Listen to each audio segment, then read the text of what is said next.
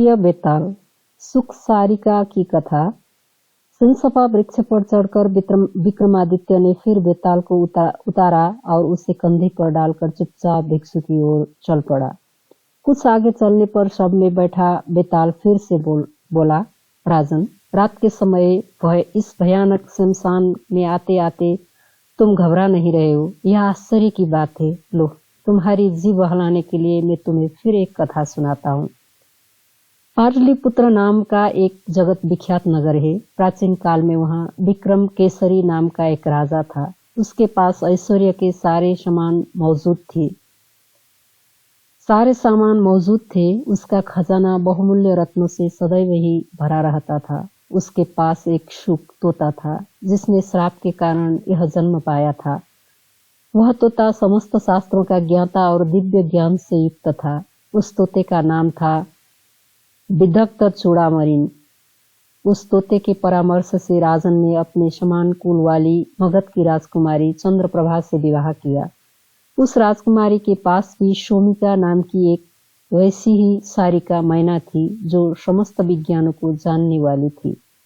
वे दोनों तोता मैना अपने बुद्धि बल से अपने स्वामियों पति पत्नी की सेवा करते हुए वहां एक ही पिंजरे में रहते थे। एक दिन उत्कंठित होकर उस तोते ने मैना से कहा, शुभगे, तुम मेरे साथ एक सेज पर सो, एक आसन पर बैठो, एक साथ भोजन करो और हमेशा के लिए मेरी ही हो जाओ। मैना बोली, मैं पुरुष जाति का संसर्ग नहीं चाहती क्योंकि वो दुष्ट और कृतज्ञ होते हैं। मैना की बात सुनकर तोता बहुत आहत हुआ। उसके स्वाभिमान को ठेस पहुंची। वह बोला, तुम्हारा यह कथन बिल्कुल मिथ्या है मैना। पुरुष दुष्ट नहीं होते, दुष्टा तो स्त्रियां होती हैं और वे क्रूर हृदय वाली भी होती हैं। तोते की बात पर दोनों में झगड़ा पैदा हो गया। तब उन दोनों ने शर्त लगाई कि यदि मैना झूठी हो तो वह तोते से विवाह कर लेगी और यदि तोते की बात गलत निकले तो वह मैना का दास बन जाएगा। निर्णय के लिए वो दोनों राजसभा में बैठे हुए राजपुत्र के पास गए। अपने पिता के न्यायालय में बैठे हुए राजपुत्र ने जब उन दोनों के झगड़े का वृत्तांत सुना तब उसने मैना से कहा, सारिका, पहले तुम यह बतलाओ कि पुरुष किस प्रकार कृतज्ञ होते हैं। मैना ने कहा, सुनिए, अपने पक्ष की पुष्टि के लिए उसने पुरुषों का दोष सिद्ध करने वाली यह कथा सुनाई। सारिका द्वारा सुनाई हुई कथा। इस धरती पर कामंदिका नाम की एक बहुत बड़ी नगरी है। वहाँ अर्थदत्त नाम का एक बहुत धनी व्यापारी रहता था।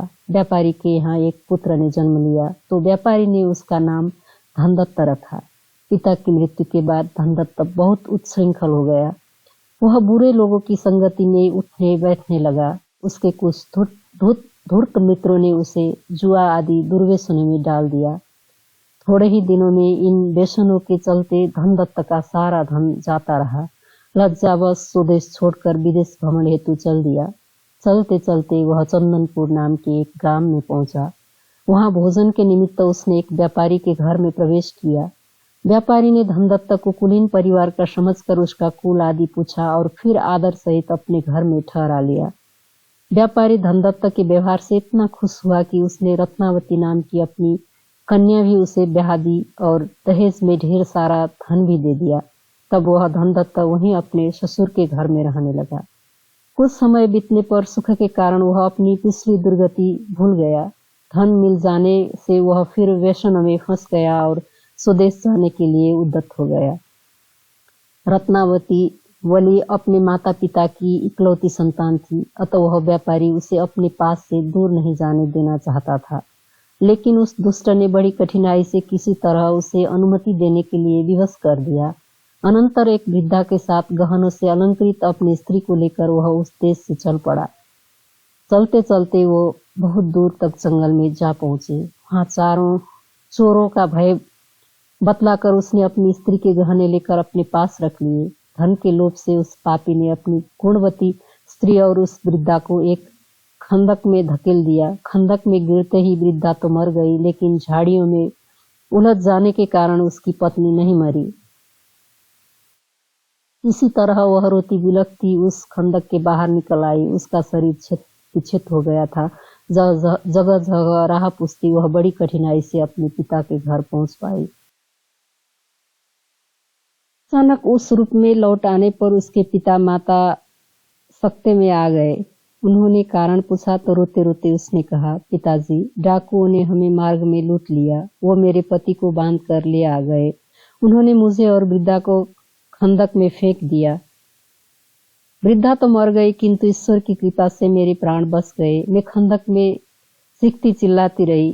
देवयोग से एक पथिक ने मेरी आवाज सुन ली और मुझ पर कृपा करके मुझे खंदक से बाहर निकाला। मैं किसी प्रकार मार्ग में राहगीरों से रास्ता पूछती हुई यहाँ तक पहुंची हूँ। बेटी के मुख से उसकी विपदा का हाल सुनकर उसके माता पिता ने उसे धीरज बंधाया। तब वह सती अपने पति का ध्यान करती हुई माता पिता के पास ही रहने लगी। उधर उसके पति ने स्वदेश पहुंचकर थोड़े ही दिनों में अपने साथ लाया हुआ धन जुए आदि में गंवा दिया। जब वह बिल्कुल कंगाल हो गया तो उसने सोचा, क्यों न अपने ससुर के पास जाकर फिर धन मांग लाऊं। मैं उनसे कहूंगा कि उनकी पुत्री उसके घर भली प्रकार रह रही है। ऐसा विचार कर वह ससुराल की ओर चल पड़ा। जैसे ही वह ससुराल के करीब पहुंचा, छत पर खड़ी उसी दिशा में देखती उसकी पत्नी ने उसे पहचान लिया और तुरंत दौड़ते हुए नीचे उतर आई। दौड़कर वह उस पापी के चरणों में जा गिरी। डरे हुए अपने पति को उसने वह सारा वृत्तांत कह सुनाई कि पहले किस प्रकार उसने झूठ मूठ अपने पिता से डाकुओं के उपद्रव की बात कही थी। सारी बात जानकर धनदत्त में हौसला पैदा हो गया और उसने निर्णय लेकर अपने ससुर के घर में प्रवेश किया। उसके ससुर ने प्रसन्नतापूर्वक अपने दामाद का स्वागत सत्कार किया। इस प्रसन्नता में कि उसका दामाद डाकुओं की गिरफ्त से जीवित बचाया है, उसने अपने मित्रों और संबंधियों को बुलाकर महोत्सव मनाया। तत्पश्चात धनदत्त वहां अपनी पत्नी सहित अपने ससुर के धन पर फिर से मौज करने लगा।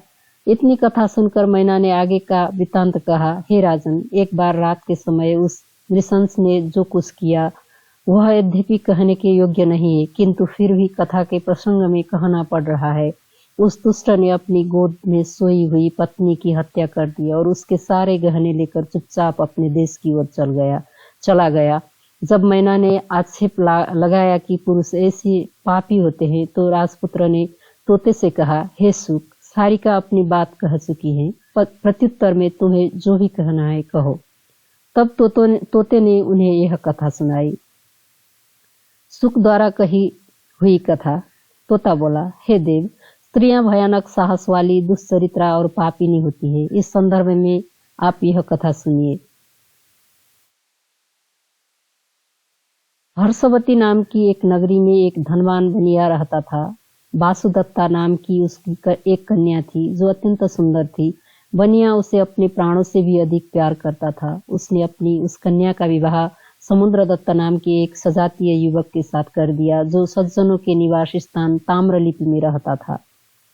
समुद्रदत्त सज्जन था। वह वासुदत्त के समान ही रूप यौवन वाला था। सुंदर स्त्रियां उसकी ओर इस तरह टकटकी लगाए देखती थी जैसे चंद्रमा को चकोर देखता है। एक बार जब वासुदत्ता का पति अपने देश में था और वह अपने पिता के घर थी, तो उसने दूर से एक पुरुष को देखा। उस सुंदर युवक को देखकर वह चंचल स्त्री कामातुर हो गई और अपनी सखी द्वारा उसे गुप्त रूप से बुलवाकर उसके साथ काम क्रीड़ाएं की।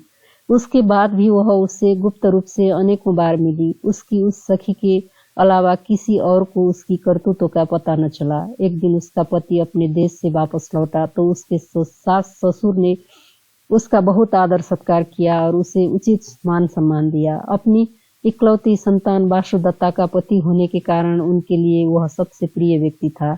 वह सारा दिन उत्सव उल्लास में बीता। रात में वासुदत्ता की माता ने अपनी बेटी को सजा संवार कर उसके पति के शयन कक्ष में भेजा, किंतु एक ही सेज पर सोकर भी वह अपने पति के प्रति अनुरक्त न हुई।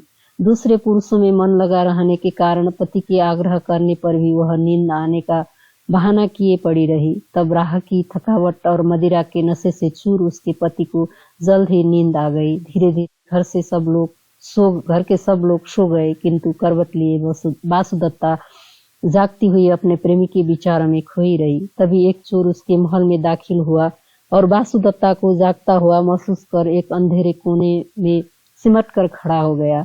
वासुदत्ता अपने प्रेमी से मिलने को बेचैन हो रही थी। उसने अपने प्रेमी से दिन में ही यह मालूम कर लिया था कि रात के समय उन्हें कहाँ मिलना है। अतः वह चुपचाप उठी और खूब गहने पहनकर सच संवर कर अपने प्रेमी से मिलने महल से निकल पड़ी। यह देखकर उस चोर को बहुत आश्चर्य हुआ। उसने सोचा कि जिन गहनों की चोरी करने में यहाँ आया हूँ वह गहने तो यह स्त्री पहनकर बाहर जा रही है, अतः इसका पीछा करके यह तो देखो कि यह कहाँ जा रही है। रास्ते में ही इसके गहने भी लूट लूंगा। यही सोचकर वह चोर भी चुपचाप उस बड़ी पुत्री पर नजर रखता हुआ छिपकर उसके पीछे पीछे चलने लगा। कुछ दूर जाने पर चोर ने देखा कि बड़ी पुत्री की एक सखी उसके लिए कुछ फूल और मालाएं लिए एक उद्यान में घुस गई, जहां उसके प्रेमी ने उससे मिलने का वचन दे रखा था। वासुदत्ता जब प्रेमी द्वारा बताए मिलन स्थल पर पहुंची तो उसने अपने प्रेमी को एक वृक्ष पर मृत अवस्था में लटकता हुआ देखा। हुआ यूं था कि जब वह युवक चोरी छिपे उद्यान में प्रवेश कर रहा था तो नगर रक्षकों ने उसे कोई चोर समझा और उसे पीट पीट कर मार डाला। फिर उसी उद्यान में उसके गले में फांसी का फंदा डालकर उसे वृक्ष से लटका दिया। अपने प्रेमी को इस अवस्था में देखकर वासुदत्ता स्तब्ध रह गई। वह विहल और उद्भ्रांत होकर चीख पड़ी, हाय मैं मारी गई। तदुपरांत वह भूमि पर गिरकर करुण स्वर में विलाप करने लगी। जब वह कुछ चैतन्य हुई तो उसने अपने प्रेमी को वृक्ष से उतारकर भूमि पर रखा और उसे फूलों से सजाया। प्रीति और शोक से उसका हृदय विवेक शून्य हो गया था। उसने उस निष्प्राण शरीर का आलिंगन किया और उसका मुख ऊपर उठाकर वह ज्यों ही उसका चुम्बन करने लगी त्यों ही उसके प्रेमी ने उसके शरीर में बेताल प्रविष्ट हो गया था। अचानक अपने दांतों से उसकी नाक काट ली। पीड़ा से तिलमिलाकर वासुदत्ता तुरंत उससे दूर हट गई, लेकिन इन विचारों से कि कहीं वह जीवित तो नहीं है, वह अभागिनी फिर से आकर उसे देखने लगी। जब उसने देखा कि उसके शरीर से बेताल चला गया और वह निश्चेष्ट तथा मृत है, तब वह डर गई और हारी सी रोती हुई धीरे धीरे महल की ओर चल पड़ी। चोर ने छिपकर यह सारी बातें देखी। उसने सोचा, इस पापिनी ने यह क्या किया? अरे स्त्रियों का हृदय तो बहुत भयानक, घने अंधेरे से भरा, अंधे कुएं के समान और बड़ा गहरा होता है। चलो देखूं अब यह क्या करती है। ऐसा सोचकर कौतूहल के कारण वह दूर से ही फिर उसका पीछा करने लगा। बणिक पुत्री अपनी उस कोठरी में पहुंची जहां उसका पति सोया पड़ा था। तब वह जोर जोर से रोती हुई चिल्लाने लगी, बचाओ बचाओ, पति के रूप में इस दुष्ट ने मेरी नाक काट ली है। इसी तरह उसका रोना चिल्लाना सुनकर उसके कुटुंबीजन और माता पिता सभी घबराए हुए जाकर उसके शयन कक्ष में पहुंचे। वहां पहुंचकर जब उसके पिता ने देखा कि वासुदत्ता की नाक कटी हुई है और उसकी नाक से रक्त बह रहा है, तब उसके पिता ने क्रोध से आकर अपने जमात को भार्याद्रोही जानकर रस्सी से बांध दिया। वासुदत्ता की बातें सुनकर उसका पिता तथा अन्य सभी लोग समुद्रदत्त के प्रतिकूल हो गए थे। अतः बांधे जाने पर भी उसने गूंगे की तरह कुछ न कहा। इसी हो हल्ले में धीरे धीरे रात बीत गई। तब सब कुछ जानता हुआ भी वह चोर चुपके से वहां से चला गया। समुद्रदत्त का ससुर वह बनिया उसे तथा कटी नाक वाली अपनी बेटी को लेकर राजा के दरबार में पहुंचा। सारा वृत्तांत सुनने के बाद राजा ने समुद्रदत्त को दोषी मानते हुए उसे प्राण दंड की आज्ञा दे दी। अनंतर जब बांधकर उसे वधस्थल की ओर ले जाया जा रहा था, तब वह चोर राजा के आदमियों के पास आकर बोला, हे अधिकारियों, अकारण ही इस व्यक्ति को प्राण दंड नहीं देना चाहिए। यह निर्दोष है। सारी बातें मैं जानता हूँ। तुम लोग मुझे राजा के पास ले चलो, जिसमें उन्हें सारा वृत्तांत कह सकूं। उसके ऐसा कहने पर कर्मचारी उसे राजा के पास ले गए। वहां अभय दान मांगकर उस चोर ने आरंभ से उस रात की सारी बातें राजा को कह सुनाई। उसने राजा से कहा, महाराज, यदि आपको मेरी बातों पर विश्वास न हो तो सत्य की स्वयं ही जांच करवाइए। इसकी कटी हुई नाक अब भी उस सबके मुंह में है। यह सुनकर राजा ने देखने के लिए अपने अनुचरों को उद्यान में भेजा और जब सच्चाई मालूम हुई तो उसने समुद्रदत्त को रिहा कर दिया। राजा ने उस दुष्टा पत्नी के कान भी कटवा दिए और उसे देश निकाला दे दिया। उसने उसके ससुर की सारी धन संपत्ति भी जब्त करवा ली। इतना ही नहीं, उस चोर पर प्रसन्न होकर उसे नगर का अध्यक्ष भी नियुक्त कर दिया। इतनी कथा सुनकर तोते ने राजा से कहा, हे राजन, इस संसार में स्त्रियां ऐसी दुष्टा और स्वभाव से विषम होती है। इतना कहते ही उस तोते पर से इंद्र का श्राप जाता रहा और वह चित्ररथ नाम का गंधर्व बनकर दिव्य शरीर धारण कर स्वर्ग को चला गया। उसी तरह तत्काल ही मैना का भी श्राप दूर हो गया और वह भी तिलोत्तमा नाम की अप्सरा बनकर सहसा ही स्वर्ग चली गई। यह कथा सुनकर बेताल ने राजा विक्रमादित्य से पूछा, राजन, तोता मैना के अपने अपने आक्षेपों का निराकरण हो गया था। अब तुम बताओ कि स्त्रियां निंदित होती हैं अथवा पुरुष? जानते हुए भी यदि तुम कुछ नहीं बताओगे तो तुम्हारा मस्तक टुकड़े टुकड़े हो जाएगा। कंधे पर बैठे हुए बेताल की बातें सुनकर राजा ने कहा, हे बेताल, निंदित तो स्त्रियां ही होती हैं। पुरुष शायद ही कोई कभी और कहीं वैसा दुराचारी होता है, लेकिन ज्यादातर स्त्रियां प्राय सभी जगह और सदा ही वैसे ही होती हैं। राजा के ऐसा कहते ही बेताल पहले की तरह फिर उसके कंधे से गायब हो गया। राजा भी उसे वापस लेने के लिए फिर से उसी वृक्ष की ओर चल पड़ा।